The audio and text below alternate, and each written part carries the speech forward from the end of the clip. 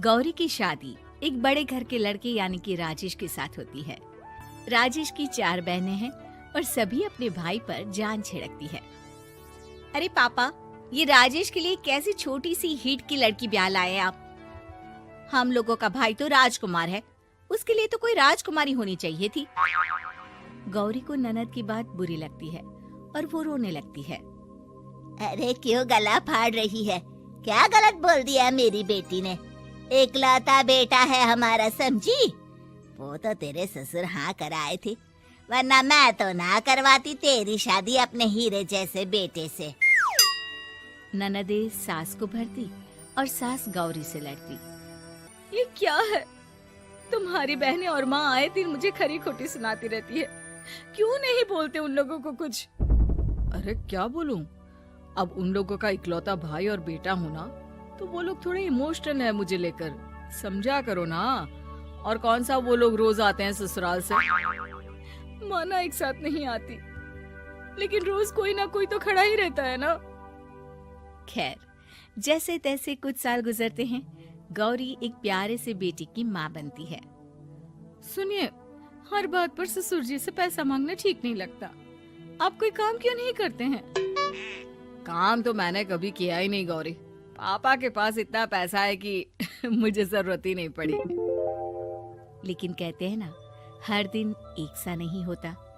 गौरी के ससुर की मृत्यु हो जाती है और घर में गरीबी छा जाती है।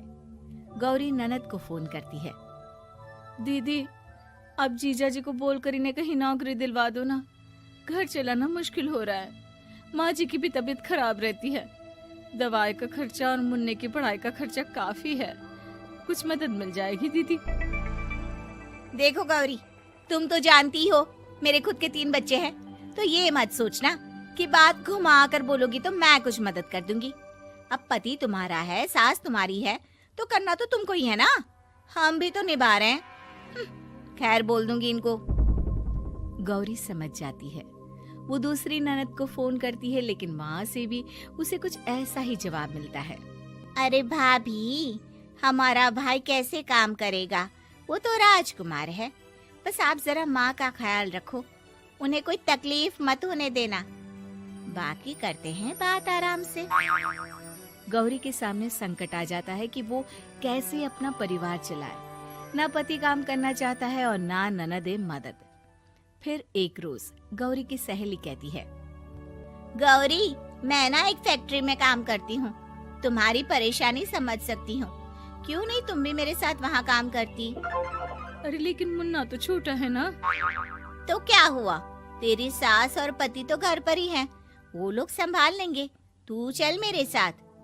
गौरी ने अब काम करना शुरू कर दिया था, लेकिन उसका सपना अपने बेटे को अच्छी शिक्षा देने का था। गौरी अपने भाई से कहती है, भाई, आपके बच्चे जिस स्कूल में पढ़ते हैं उस पर मेरे गौरव का भी एडमिशन हो सकता है क्या? अरे कैसे बात कर रही है गौरी? जितना तू कमाती है उतने में तो तेरा घर भी नहीं चलता। तू कहाँ इतने महंगे स्कूल का सपना देख रही है? लेकिन गौरी भी ठान लेती है कि वो किसी न किसी तरह अपने बच्चे को अच्छे स्कूल में पढ़ाएगी। माँ जी, ये मेरे गहने हैं, मैं बेच रही हूँ। गौरव का कल एडमिशन है। अरे वो तो ठीक है गौरी, लेकिन आगे की फीस कैसे मैनेज करेगी? और ज्यादा मेहनत कर लूंगी माँ। गौरव कुछ बन गया तो हम लोगों के सारे दुख दर्द दूर कर देगा। गौरी, हम लोगं ने तुझे गलत समझा, लेकिन तू ही थी जो ये घर लेकर चल रही है, वरना कब की अलग हो जाती। गौरी सास की ओर मुस्कुराकर देखती है। आप भी तो मेरा साथ दे रही हैं ना। अरे कभी खाने में अंडा या मुर्गा भी खिला दिया करो। क्या रोज रोज पत्ता खिलाती रहती हो? अरे शर्म तो आती नहीं?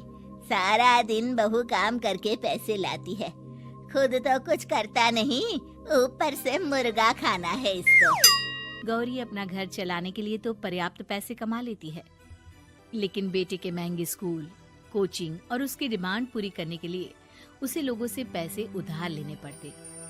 माँ, मुझे जूडो कराटे की ड्रेस चाहिए। मैं घर के कपड़ों में क्लास नहीं अटेंड करूँगा। और क्या, बिल्कुल, घर की भी कोई ड्रेस होती है क्या?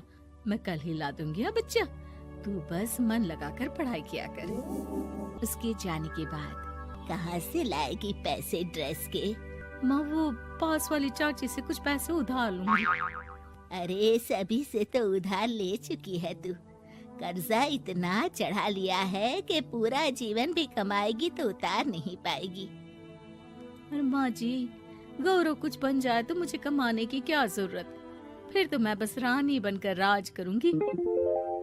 एक दिन गौरव कहता है, माँ मेरी नौकरी लग गई है, वो भी अच्छे पैसों में। अब हम लोगों के बुरे और दुख के दिन जल्दी खत्म हो जाएंगे। गौरी की खुशी का ठिकाना नहीं होता। वो सास की फोटो के सामने हाथ जोड़ती है कि उसका पति उसे कहता है, देखा गौरी, तेरी तपस्या खत्म हुई। इतने सालों से जो तू फैक्ट्री में नौकरी कर रही है, अब तू आराम कर सकती है। अरे नहीं नहीं, अभी तो नौकरी लगी है, कुछ दिन कुछ पैसे कमा तो लेने दो। कुछ महीनों बाद गौरी की ननद गौरव के लिए रिश्ता लेकर आती है।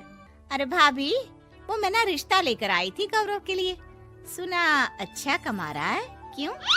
देखा मेरी बहन कितनी अच्छी है, कितना सोचती है हम लोगों के लिए।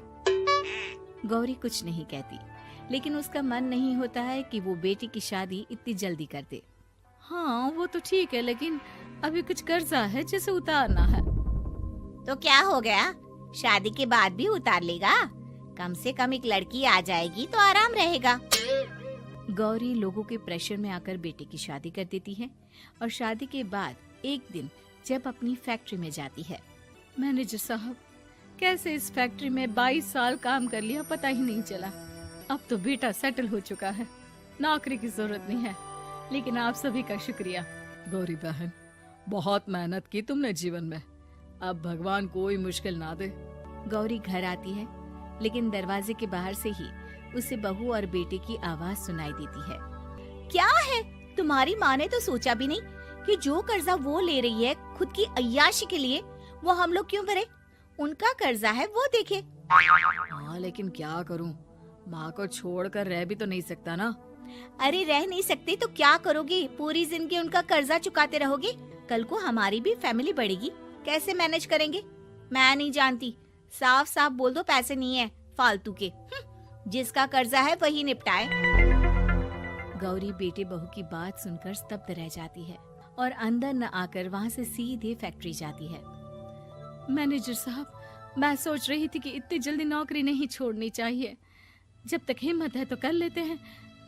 वो मेरा इस्तीफा ना वापस कर दीजिए। ये बोलकर गौरी की आंख लाल हो जाती है। मैनेजर समझ जाता है कि गौरी की उम्मीद टूट चुकी है। वो उसके हाथ में इस्तीफा रखकर कहता है, कर्जा माँ का है तो माँ ही चुकाएगी। माँ का कर्जा आज तक क्या कोई चुका पाया है?